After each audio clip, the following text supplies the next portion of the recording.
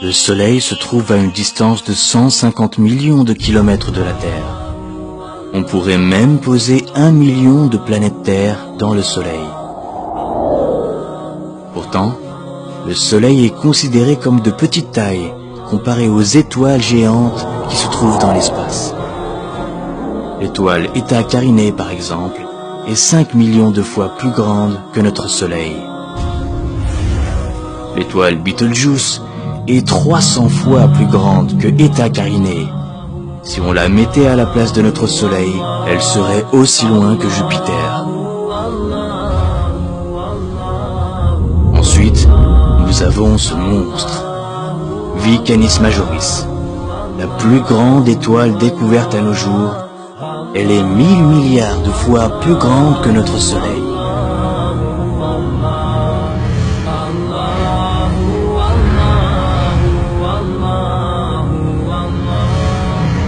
La Terre n'est plus qu'un vulgaire grain de sable.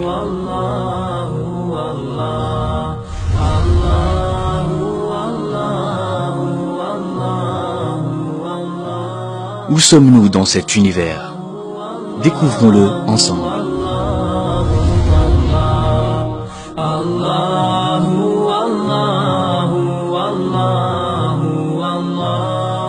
Si nous dépassons la couche thermosphère, située à environ 80 km au-dessus de nos têtes, nous verrions la Terre ainsi.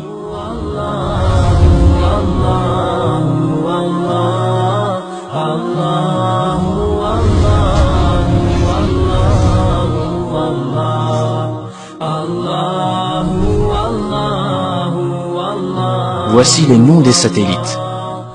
Ils ont été mis en orbite autour de la Terre.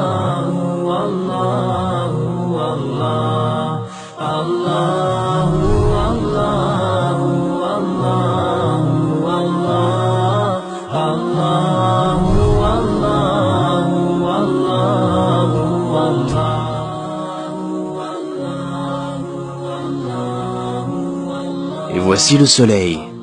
Il se trouve à une distance d'environ 150 millions de kilomètres de chez nous. En partant de la Terre et à la vitesse de 300 000 km/s, ce qui correspond à la vitesse de la lumière, nous mettrions 8 minutes à l'atteindre. Observons à présent à quel point les orbites des planètes de notre système solaire sont étendues. Voici que l'on s'éloigne du système solaire. À une distance de 1 jour à la vitesse de la lumière, la Terre devient à peine visible. Puis à une distance d'1 année-lumière, voici la luminosité du Soleil comparée aux autres étoiles, jusqu'à ce qu'elle disparaisse. Regardez cette gigantesque sphère. Elle contient des millions d'étoiles. Nous sommes à une distance de 70 années-lumière de la Terre. Du haut de ces nouvelles contrées inaccessibles, elle n'est plus qu'une petite aiguille insignifiante dans une botte de foin galactique. La Voie lactée est alors à 100 000 années-lumière. Puis, la Voie lactée, à son tour, devient un tout petit point parmi des centaines de milliers d'autres galaxies, et a fortiori, parmi des milliards d'autres galaxies, à une distance de 100 millions d'années-lumière. En poursuivant ce voyage cosmique, nous atteignons des distances qui défient l'entendement. Nous voici aux confins des constellations, à 5 milliards d'années-lumière, et ceci est ce que l'on a pu mesurer de plus grand à ce jour. Ce sont les cartes les plus lointaines que l'on puisse observer, et les derniers reflets du Big Bang. Arrivé à la fin de cet incroyable voyage intercéleste, à une distance époustouflante de 13,7 milliards d'années-lumière, et qui contient des trillions de galaxies, nous voilà en vérité dans le premier ciel du bas monde et ses ornements. Zinatus Semae Dunya. Tout ce que l'on vient d'entendre et de voir sur les étoiles et ses orbites, ses galaxies et ses astres, et si l'on se conformait aux nouvelles théories des multiverses ou métaverses, tout cela n'est autre que le ciel du Semae Dunya, le premier ciel du bas monde.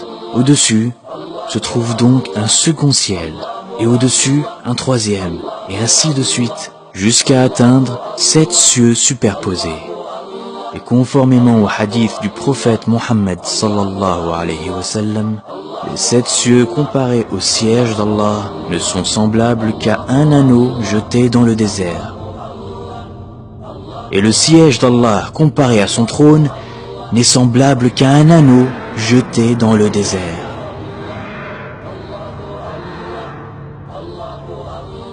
Si tout ce vaste univers qui dépasse l'entendement n'est autre que la pièce de monnaie et le désert, le trône d'Allah, alors imaginons la grandeur d'Allah.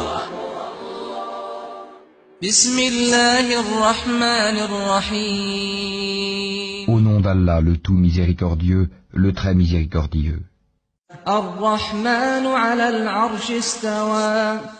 Le tout miséricordieux s'est établi istawa sur le trône. Alors, c'est qui le plus grand de l'univers? Allahu Akbar.